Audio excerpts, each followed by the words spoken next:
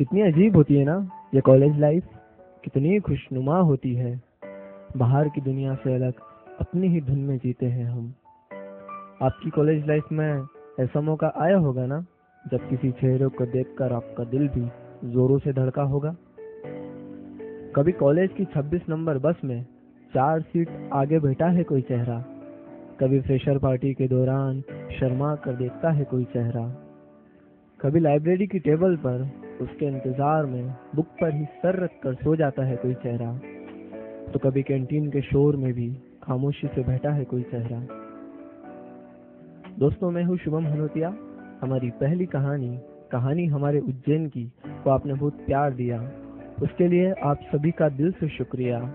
आपकी ही जिद पर कहानियों के समंदर से एक नई मजेदार कहानी लेकर आए हैं, द MIT अफेयर, जिसे लिखा है दीपेश जुनवाल ने और इसे संगीतबद्ध करा है सौरभ जुनवाल ने। तारीफ तेरी निकली है दिल से, आई है लब पे बन के कवारी, फिर दीवारे तारीफा आया है तेरे दर्द सवारी। अरे बंद करो ये बजाना, वो आ रही है, वो आ रही है।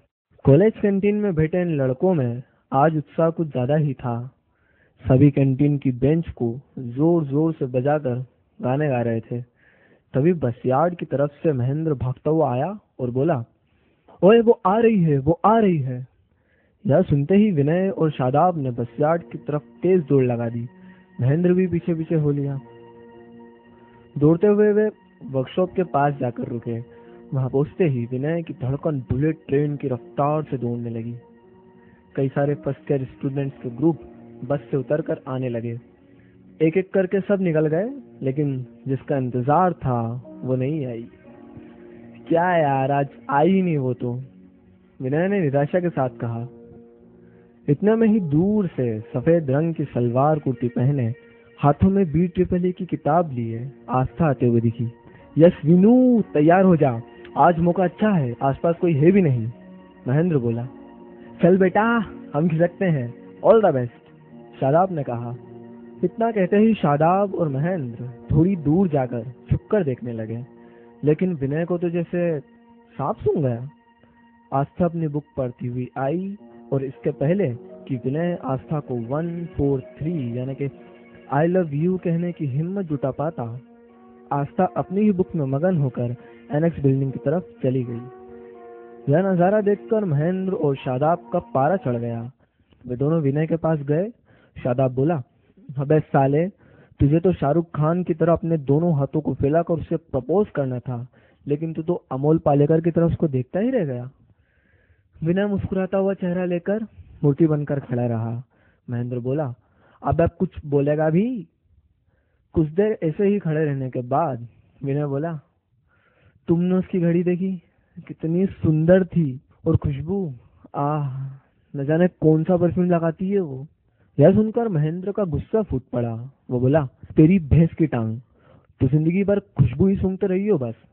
कविता सुनाने में तो कितना तेज मुंह चलता है तेरा, लेकिन लड़की के आगे बोल नहीं फूटता। अब विनय को भी गुस्सा आ गया। वो बोला, अरे नर्वस ब्रेकडाउन नाम की भी कोई चीज होती है यार। विनय की यह बात सुनकर महेंद्र ने अपनी जेब से नया खरीदा हुआ एंड्रॉइड वाला फोन निकाला और उसकी डिक्शनरी में से नर्वस ब्रेकडाउन का मतलब ढूंढा। ना ही उसे इसका मतलब मिला और ना ही उसे विनय की बात समझ में आई। अरे चलो यार, क्लास का टाइम हो रहा है, यह बोलकर शादाब क्लास की तरफ बढ़ गया। पीछे पीछे विनय और महेंद्र भी चले गए। दिखने में दुबला पतला और पढ़ाई में भी ठीक ठाक विनय ये तो लिटरेचर की पढ़ाई करना चाहता था, लेकिन अपने पिताजी के साथ बहस के खेल में मात खाने के बाद बेचारे को सिविल इंजीनियरिंग में दाखिला लेना पड़ा। लेकिन उसकी कविता के सब दीवाने थे। फ्रेशर पार्टी में जब उसने अपनी लिखी कविता मतलबी सुनाई थी, तब पूरा ऑडिटोरियम तालियों की गड़गड़ाहट से गूंज उठा था। मतलबी है ये बारिश, मतलबी है ये धूप, सबका अपना स्वार्थ, सबकी अपनी भूख। एक बार छोड़कर देखो ये स्वार्थ भर जिंदगी, ना रहेगा दुख, ना रहेगी शुद्ध। कहते हैं एक जैसी इच्छाएं या एक जैसे सपने लोगों को अच्छा दोस्त बना देते हैं। ऐसी ही सुंदर सी गर्लफ्रेंड बनाने की इच्छा ने विनय, महेंद्र और शादाब को अच्छा दोस्त बना दिया था।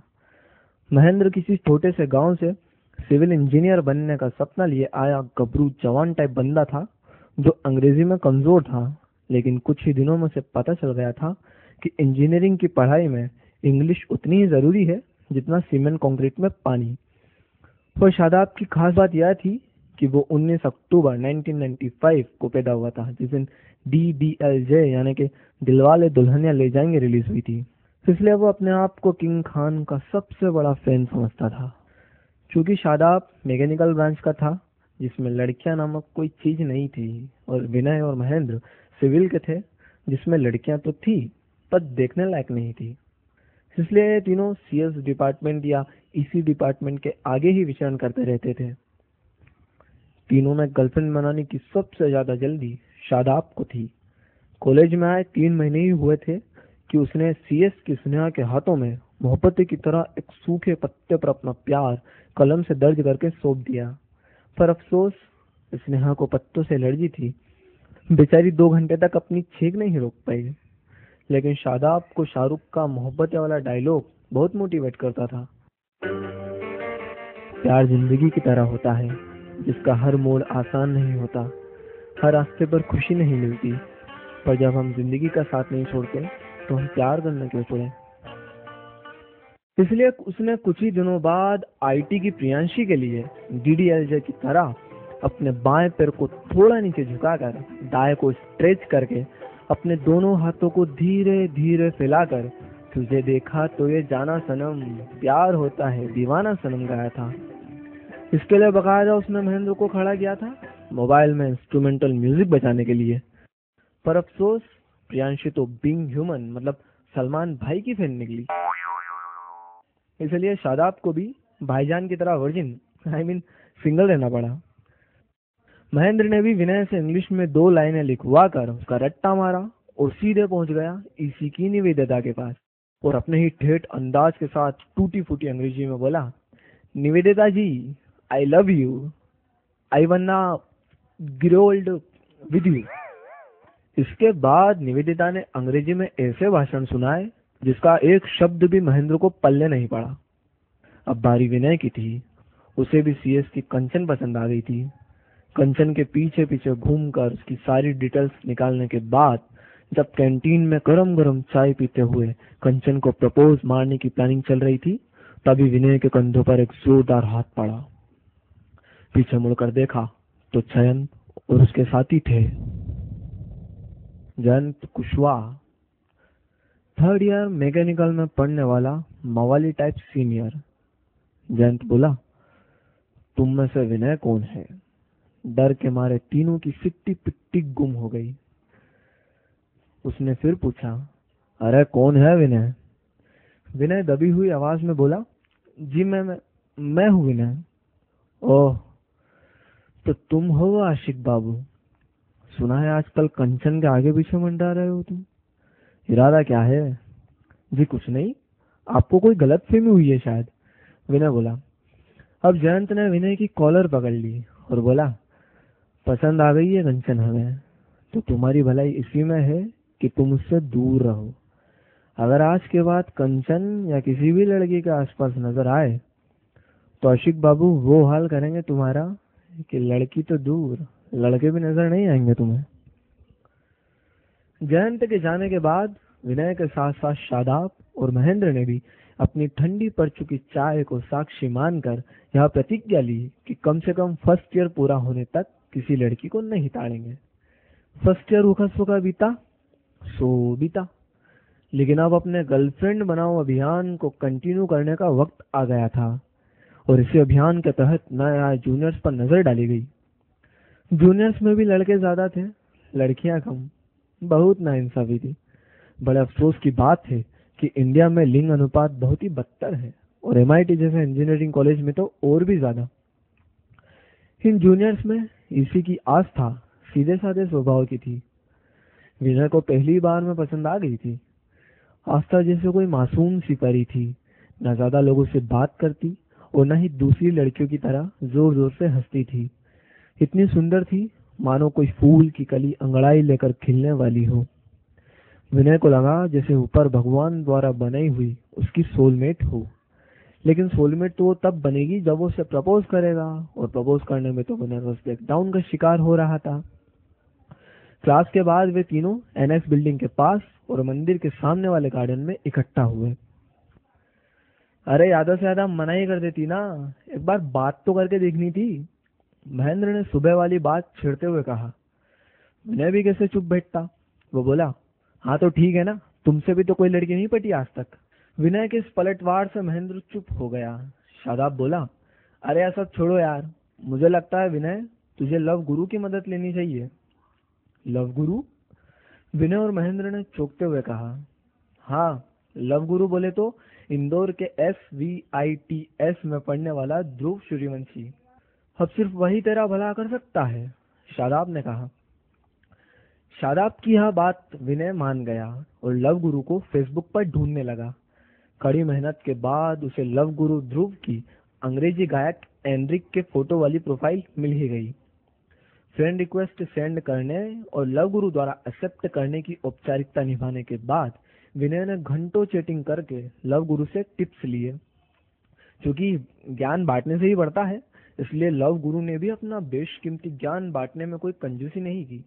लव गुरु ने अपनी थ्योरी की क्लासेस तो ऑनलाइन दे ही दी थी, लेकिन लव ऐसा सब्जेक्ट है जिसमें थ्योरी कम, प्रैक्टिकल नॉलेज ज्यादा मायने रखता है।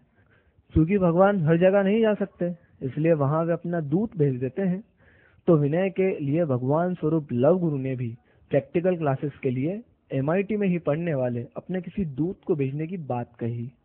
अगले दिन विनय लव गुरु के कहे अनुसार कैंटीन में बैठकर दूत का इंतजार करने लगा। कुछ देर इंतजार करने के बाद वहां एक लड़की आई। तुम विनय हो ना? मुझे ध्रुव ने भेजा है, वो बोली। विनय ने देखा तो सामने कंचन खड़ी थी। वही CS की कंचन जो विनय को सबसे पहले पसंद आई थी। वही कंचन जिसकी वजह से उसे कॉलेज के बाहुबली सीनियर जयंत से धमकी मिली थी। जिस लड़की की वजह से उसे 1 साल का वनवास मिला था, वही लड़की उसे राज गद्दी पर बैठने में मदद के लिए आई थी। विनय बोला, हाँ मैं ही हूँ विनय। और आप कंचन हो ना, CS डिपार्टमेंट की? हाँ, लेकिन तुम मेरा नाम कैसे जानते हो? कंचन बोली। विनय ने कहा, बस ऐसे ही, सिविल और मैकेनिकल वाले कंप्यूटर साइंस की हर लड़की की जानकारी रखते हैं। लेकिन मुझे डर लग रहा है कि मैं आपसे बात कर रहा हूँ तो आपका बॉयफ्रेंड मुझे मारेगा तो नहीं? मेरा बॉयफ्रेंड? मेरा कोई बॉयफ्रेंड नहीं है, कंचन ने चौंकते हुए कहा। विनय ने पूछा, 4th ईयर मैकेनिकल का हमारा सीनियर जयंत कुशवाहा और तुम्हारा बॉयफ्रेंड नहीं है? विनय अब आपसे तुम तक आ पहुंचा था। कंचन बोली, वो और मेरा बॉयफ्रेंड। आगे पीछे मंडराने और फालतू की ताकत दिखाने से कोई बॉयफ्रेंड थोड़े बन जाता है। विनय ने राहत की सांस ली। कंचन आगे बोली, ध्रुव कह रहा था तुम्हें किसी लड़की को प्रपोज करना है, कौन है वो लड़की? कंचन के साथ बैठकर विनय तो जैसे आस्था को भूल ही गया था। उसका दिल कंचन और आस्था के बीच कंफ्यूज हो रहा था। वो बोला, है कोई स्पेशल, उसके बारे में मैं कल बताऊंगा तुम्हें। कंचन बोली, ठीक है, फिर कल मिलते हैं। इतना बोलकर कंचन ने अपना हाथ आगे कर दिया।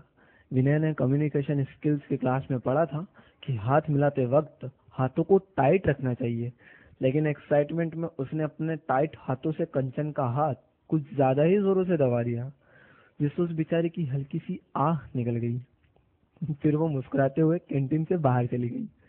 ये विनू, आज तो कंचन हाथ मिलाकर गई है तुझसे। कंचन के जाने के बाद महेंद्र विनय के पास आकर बोला। फिर शादाब शुरू हो गया। क्या बोली कंचन, बता ना, मदद करेगी ना तेरी वो आस्था को पटाने में? अरे क्या खाक मदद करेगी वो तो और कंफ्यूजन बढ़ा के चली गई। विनय बोला, मतलब यह कि मेरा दिल प्यार के टहनी से बंधा वो झूला बन गया है, जो झूलते हुए कभी आस्था के बाले में जाता है तो कभी वापस पीछे कंचन के बाले में, फिर आस्था, फिर कंचन। अरे मुझे तो यह समझ में नहीं आ रहा कि आखिर मैं प्यार किससे करता हूँ, आस्था से या कंचन से? विनय की इस अद्भुत समस्या का अद्भुत समाधान भी शादाब के पास था। शादाब बोला, पता है कुछ कुछ होता है में शाहरुख ने क्या कहा था? हम एक बार जीते हैं, एक बार मरते हैं, शादी भी एक बार होती है और प्यार वो भी एक बार ही होता है। विनय को पहले कंचन पसंद आई थी, इसलिए कंचन ही विनय का प्यार है। लेकिन महेंद्र को यह लॉजिक रास नहीं आया। वो बोला, लेकिन कुछ कुछ होता है में शाहरुख को दूसरी बार भी प्यार होता है ना। वैसे भी अगर पहला प्यार सच्चा हो तो दूसरा प्यार होता ही नहीं है, इसलिए आस्था ही विनय का प्यार है।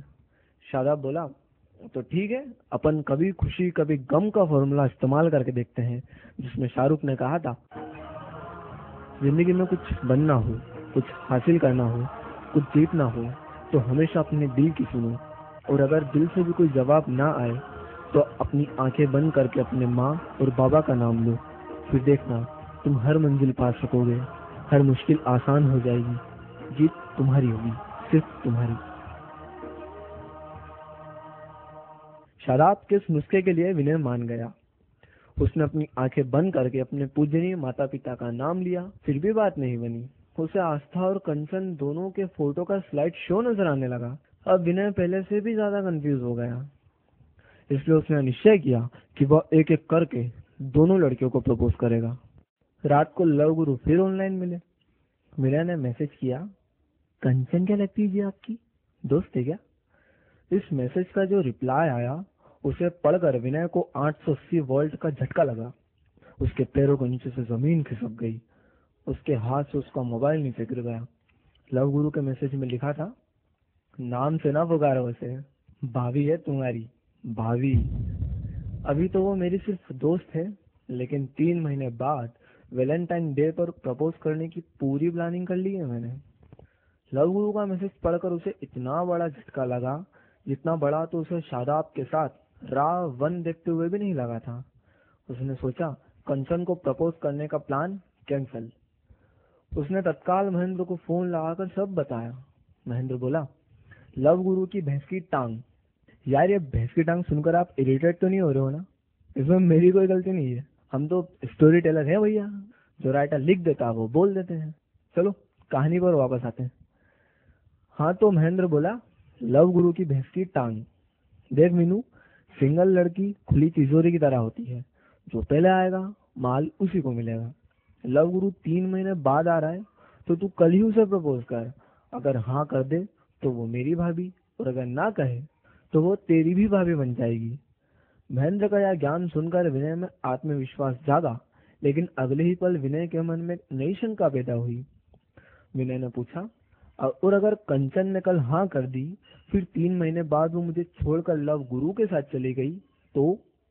विनय का यह सवाल सुनकर महेंद्र ने किसी पहुंचे हुए ज्ञानी की तरह जवाब दिया, इसलिए तो तू बैकअप के लिए आस्था को भी कल प्रपोज करेगा। विनय को एक ही दिन में 2 लड़कियों को प्रपोज करना था। लव गुरु से मिली ऑनलाइन टिप्स के अनुसार अगर वो लड़कियों को उसकी कविताएं सुनाएगा तो वो जल्दी इंप्रेस होगी, लेकिन ये कमबख्त दिमाग ऐन वक्त पर काम ही नहीं कर रहा था। इसलिए उसने रेलवे स्टेशन वाली दुकान से खरीदी हुई मेहंदी हसन की गजल की किताब में से 2 गजल चुन ली, एक सेकेंड ईयर की कंचन के लिए और एक फर्स्ट ईयर की आस्था के लिए। अगले दिन विनय नई ब्लू शर्ट और कोटरा की जींस पहनकर और हद से ज्यादा परफ्यूम लगाकर कॉलेज आया। किस्मत से कंचन स्टेशनरी के पास ही मिल गई। हाँ, तो कौन है वो लड़की जिसे तुम प्रपोज करने वाले हो? कंचन ने पूछा। विनय ने जेब से अपना स्मार्टफोन निकाला और कंचन को दे दिया। कंचन ने देखा उसका फ्रंट कैमरा चालू था, जिससे उसमें उसी का चेहरा नजर आ रहा था। इसके पहले कि कंचन कुछ समझ पाती, विनय अपने घुटनों के बल बैठ गया। यूं जिंदगी की राह में टकरा गया कोई, एक रोशनी अंधेरों में बिखरा गया कोई। वो हादसा, वो पहली मुलाकात, क्या कहूँ, इतनी अजीब थी सूरत, हालात क्या कहूँ। मेहंदी हसन की ये गजल कमाल कर गई। हमेशा हंसती खिलखिलाती रहने वाली कंचन आज शर्मा गई। इस तरह मिशन कंचन कामयाब हुआ। अब बारी मिशन आस्था की थी। कंचन के 4 बजे वाली बस से जाने के बाद 4:45 पर ही विनय एनेक्स बिल्डिंग के सामने खड़ा हो गया। ठीक 5 बजे आस्था क्लास खत्म करके कंधे पर लाल बैग टांगे बाहर आई।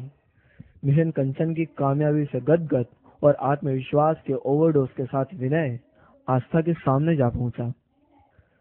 आस्था, तुम बहुत प्यारी हो। I really love you. मैंने तुम्हारे लिए कविता भी लिखी है। तेरे भीगे बदन की खुशबू से लहरें भी हुई मस्तानी सी। तेरी जुल्फ को छूकर आज हुई खामोश हवा दीवानी सी। ये रूप का कुंदन दहका हुआ, ये जिस्म का चंदन महका हुआ। इल्जाम न देना फिर मुझको, हो जाए अगर नादानी सी। बिखरा हुआ काजल आंखों में, तूफान की हलचल सांसों में। ये नर्म लबों की खामोशी, पलकों में छुपी हैरानी सी। कहते हैं इंसान के व्यवहार को समझना मुश्किल है, लेकिन उसमें से लड़कियों के व्यवहार को समझना लगभग नामुमकिन है। विनय ने सोचा कि या तो आस्था उसे थप्पड़ मार देगी या उसे मना करके चली जाएगी, लेकिन किस्मत का खुदा आज पूरे मजे के मूड में था। आस्था ने उसे थप्पड़ मारने के बजाय चिकोटी काट दी। हाँ, आस्था विनय के गाल पर चिकोटी काटकर बसयार्ड की तरफ चली गई। विनय को बात कुछ समझ नहीं आई। उसने जब महेंद्र से पूछा तो महेंद्र ने अनुभवी ज्ञानी की तरह कहा, ये चिकोटी विकोटी कुछ नहीं होता, ये तो उसके आई लव यू टू बोलने का तरीका था। घर जाकर विनय ने फेसबुक पर रिलेशनशिप स्टेटस को सिंगल से बदलकर इन अ कॉम्प्लिकेटेड रिलेशनशिप कर लिया। किस्मत के खुदा ने मजे के मूड में ऐसा चक्कर चलाया कि जो विनय कल तक सिंगल था वो आज दो दो कमिटेड रिलेशनशिप में था। दोनों लड़कियां जैसे अलग अलग प्लेनेट से आई थी। आस्था जैसे कोई मासूम सी परी थी, शर्मीली सी, और कंचन उसकी पूरी उल्टी, बिल्कुल बिंदास। दोनों इतनी अलग थी, फिर भी विनय दोनों की तरफ खिंचा चला जा रहा था। विनय का दिल जैसे सैंडविच बन गया था। आस्था और कंचन दो ब्रेड और वो बीच का आलू। ताले दो, चाबी एक। नाव दो, सवार एक। बहुत नाइंसाफी। शादाब को जब विनय के इस डबल इश्क के बारे में पता चला तो वो बोला, बेटा बहुत पिटेगा। जब तेरे डबल इश्क का बम फटेगा ना तो एक नहीं दोनों सैंडल से चिपका चिपका कर मारेगी तुझे। महेंद्र विनय के फुल सपोर्ट में था।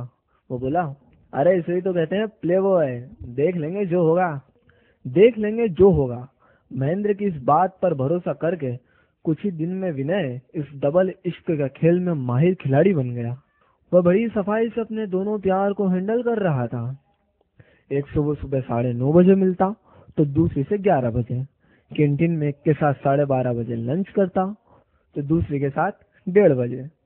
कंचन के साथ गार्डन में फूलों के बीच रहता तो आस्था के साथ लाइब्रेरी में किताबों के बीच। यूं तो विनय की मोहब्बत की डबल शिफ्ट बढ़िया चल रही थी, लेकिन इस चंद्रमाओं पर फोकस करने के कारण वो किताबों पर फोकस नहीं कर सका। थर्ड सेम में 3-4 ब्रेक लगना पक्की थी। शादाब बोला, बेटा विनू, इस डबल रोमांस के चक्कर में दोनों लड़कियों से तो पिटेगा ही, साथ में अपने पिताजी से भी पिटेगा। लेकिन विनय पर क्या असर होना था। वो बोला, अभी मेरा टाइम मत खराब करो, कल मुझे 2 डेट पर जाना है। शादाब को पूरा यकीन था कि टू टाइमिंग वाले मोहब्बत के टाइम बम में विनय बुरी तरह झुलसेगा। अगले दिन किस्मत का खुदा फिर से मजे के मूड में था। दोपहर में कोल्ड कॉफी पीते हुए कंचन बोली, मुझे लगता है तुम मुझसे प्यार नहीं करते हैं, तुम किसी और से प्यार करते हो।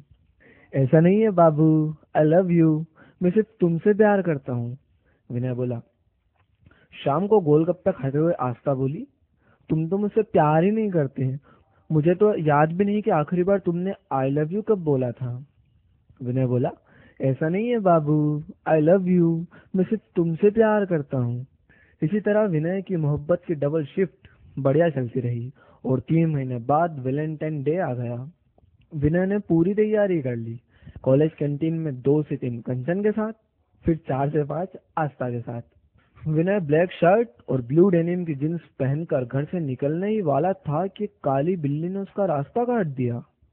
उसे लगा कि आज उसका टू टाइमिंग वाली मोहब्बत का बॉम्ब फटने वाला है। फिर उसे महेंद्र की बात याद आई, जो होगा देख लेंगे। कंचन आज हद से ज्यादा खूबसूरत लग रही थी। लाल रंग की लेगी, काले रंग का कुर्ता जिस पर लाल फूल बने हुए थे, खुले हुए घुंघराले बाल, एक हाथ में प्लास्टिक वाला चोकोर बैंगल और माथे पर जानलेवा बिंदी लगाए हुए थी वो। विनय बोला, कंचन, गालिब साहब की कसम खाकर कह रहा हूँ, खूबसूरती की सारी हदें पार कर दी आज तुमने। विनय ने कैंटीन में सबसे महंगे मिलने वाले 2 आइटम, चोको पेस्ट्री और 2 कोल्ड कॉफी मंगा ली। तुम्हें कैसे पता चला कि आज मैं ब्लैक पहनने वाली हूँ, जो तुमने भी ब्लैक शर्ट पहना? कंचन बोली। इससे पहले कि विनय कोई जवाब देता, कंचन बोली, अरे ध्रुव, तुम यहाँ कैसे? विनय ने पीछे पलट कर देखा तो उसके पैरों को नीचे से जमीन खिसक गई। पीछे लव गुरु ध्रुव सूर्यवंशी गुस्से में खड़ा था। वही लव गुरु ध्रुव जिसने आस्था को पटाने में मदद के लिए कंचन को विनय के पास भेजा था। वही लव गुरु ध्रुव जो वैलेंटाइन डे यानी आज के दिन कंचन को प्रपोज करने वाला था। शायद उसे विनय के डबल इश्क वाले कारनामे का पता चल गया था। ध्रुव ने आओ देखो ना ताओ सीधा विनय के मुंह पर एक मुक्का जड़ दिया। दुबला पतला विनय इस वार को सहन न कर सका और नीचे गिर गया। ध्रुव, क्या बदतमीजी है ये? कंचन ने कहा। ध्रुव ने कंचन को विनय के 2 टाइमिंग वाले मोहब्बत के बारे में सब बता दिया। विनय बामुश्किल खड़ा हुआ ही था कि कंचन भी उसे जोरदार थप्पड़ मार के चली गई। ध्रुव भी पीछे पीछे चला गया। विनय अपना मुंह पकड़कर वहीं बैठा रहा। उसे इस बात से इतना बुरा नहीं लग रहा था कि कंचन उसे छोड़कर चली गई है, जितना इस बात से लग रहा था कि भरी कैंटीन में उसकी पिटाई हुई थी। खबर लगते ही महेंद्र और शादाब दौड़े दौड़े आए। शादाब बोला, बेटा मैं ना कहता था पिटेगा, बहुत पिटेगा। विनय अपना गाल पकड़कर बैठा रहा। महेंद्र बोला, अरे कंचन की भैंस की टांग, ये तो होना ही था, इसलिए तो बैकअप में आस्था को रखा था। अब तू आस्था पर फोकस कर, सिर्फ आस्था पर। महेंद्र की बात से विनय हमेशा मोटिवेट होता था, इसलिए उसने सोचा कंचन गई तो क्या हुआ, और आस्था के साथ तो कोई रिस्क भी नहीं है। लगभग 4 बजे आस्था क्लास की बंक मार के कैंटीन आई। सफेद सूट, खुले बाल, हाथ में चमकीला ब्रेसलेट, सुनहरी नथ और विनय के ज्ञान से परे किसी रंग की लिपस्टिक लगाकर आस्था कह ढा रही थी। विनय ने फिर वही 2 महंगे आइटम खरीदे, चोको पेस्ट्री और कोल्ड कॉफी। विनय ने सोचा कि अब आस्था ही उसकी ऑफिशियल गर्लफ्रेंड बनकर रहेगी, लेकिन किस्मत का खुदा आज तो बिल्कुल आर पार वाले मजे के मूड में था। और जब जब किस्मत का खुदा मजे के मूड में होता है, विनय के एल लग जाते थे। तो क्या गिफ्ट लाए हो मेरे लिए? आस्था ने पूछा। विनय ने अपने बैग से गुलाबी पन्नी का पैकेट निकाला। वह वो पैकेट आस्था को देने ही वाला था कि किसी ने वो पैकेट उसके हाथ से छीन लिया। विनय ने देखा तो जयंत कुशवाहा था, कॉलेज का लफंगा मौली टाइप सीनियर, जिसने विनय को 1 साल के लिए कंचन से दूर कर दिया था। वाह आशिक बाबू, डबल डबल वैलेंटाइन डे मना रहे हो आज, पहले कंचन के साथ और अब हमारी आस्था के साथ। जयंत बोला। मतलब ये क्या कह रहे हैं विनय? आस्था ने कहा। विनय की तो जैसे सिट्टी पिट्टी गुम हो गई। जयंत बोला, ये क्या बताएगा, हम बताते हैं। आपके जो आशिक बाबू कार्बन कॉपी रोमांस कर रहे हैं, जैसे डुअल सिम मोबाइल होता है ना, वैसे ही 2 गर्लफ्रेंड है इनकी। इस तरह जयंत ने विनय के कार्बन कॉपी रोमांस से कार्बन पेपर हटा दिया। फिर क्या था, मासूम परी आस्था माँ कालिका का रूप धारण करके विनय को एक जोरदार तमाचा मार दिया और जयंत से बोली, thank you very much sir, आपने मेरी आंखें खोल दी। जयंत बड़ी सी मुस्कुराहट के साथ बोला, अरे मैडम थैंक यू की क्या बात है, आपके लिए तो कुछ भी, वैसे भी आप मुझे बहुत अच्छी लगती हो।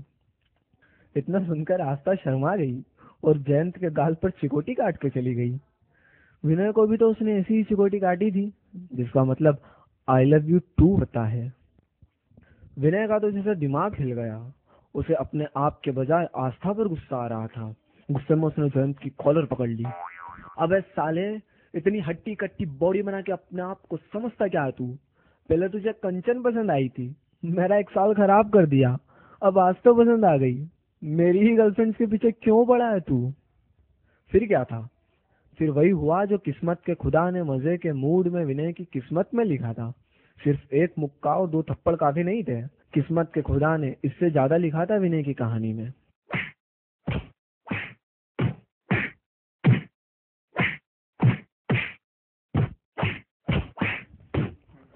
विनय पर हो रही लात, घूसों और मुक्कों की बारिश का लुत्फ उठाने कैंटीन में भीड़ जमा हो गई। इसी भीड़ में शादाब और महेंद्र भी छुपे हुए थे। शादाब ने कहा, किस्मत बड़ी कुत्ती चीज होती है, साली कहीं भी पलट जाती है।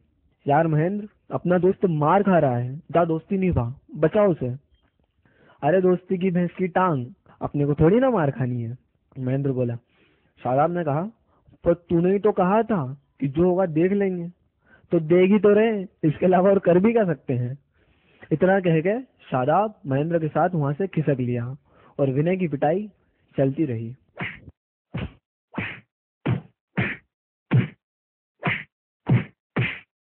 बस यही खत्म हुई ये कहानी। सब्सक्राइब, कमेंट और लाइक करना ना भूलिएगा।